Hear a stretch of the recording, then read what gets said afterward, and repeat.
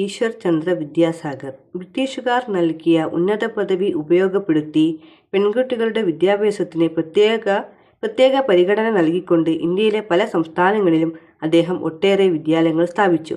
വരേണ്യർക്ക് മാത്രം പ്രാപ്യമായിരുന്ന പാഠ്യപദ്ധതിയും പാഠപുസ്തകങ്ങളും അദ്ദേഹം ലളിതവും രസകരവുമായി പരിഷ്കരിച്ചു.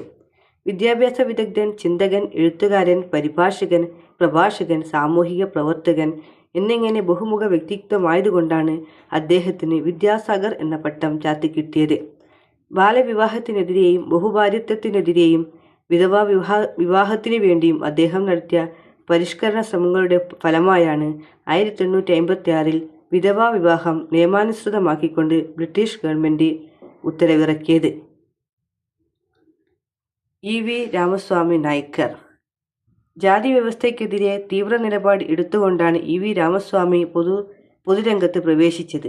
സ്വാഭിമാനമുള്ള മനുഷ്യർ സ്വന്തം ബുദ്ധി തെളിയിക്കുന്ന വഴികളിലൂടെയാണ് മുന്നേറേണ്ടത്, ദൈവവും പുരോഹിതന്മാരും കാത്തിരുന്ന വഴികളിലൂടെയല്ല എന്ന തൻ്റെ യുക്തിവാദപരമായ നിലപാട് സാക്ഷാത്കരിക്കാൻ അദ്ദേഹം സുയമര്യാദൈ ഇയക്കം എന്ന സ്വാഭിമാന പ്രസ്ഥാനം ആരംഭിച്ച് ജാതീയതയ്ക്കെതിരായി പ്രക്ഷോഭത്തിനിറങ്ങി. ജനങ്ങൾ അദ്ദേഹത്തെ ബഹുമാനപൂർവ്വം പെരിയാർ എന്ന് വിളിച്ചു.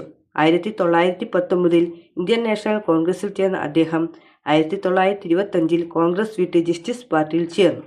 1944 ജസ്റ്റിസ് പാർട്ടിയെ ദ്രാവിഡ കഴകം എന്ന് പുനർനാമകരണം ചെയ്തു. ഹിന്ദി ഭാഷ അടിച്ചേൽപ്പിക്കുന്നതിനെതിരെ അദ്ദേഹത്തിൻ്റെ നേതൃത്വത്തിൽ തമിഴ്നാട്ടിൽ നടന്ന ഹിന്ദി വിരുദ്ധ പ്രക്ഷോഭം ചരിത്രപ്രസിദ്ധമാണ്.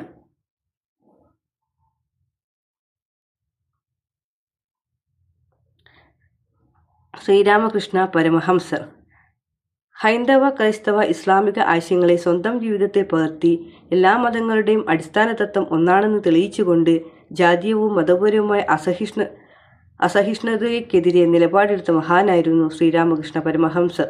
ലോകത്തിലെ മതങ്ങളെല്ലാം വ്യത്യസ്തമായ രീതികളിലൂടെ മനുഷ്യരെ നയിക്കുന്നത് ഒരേ ആശയത്തിലേക്കാണെന്ന് അദ്ദേഹം പറഞ്ഞു.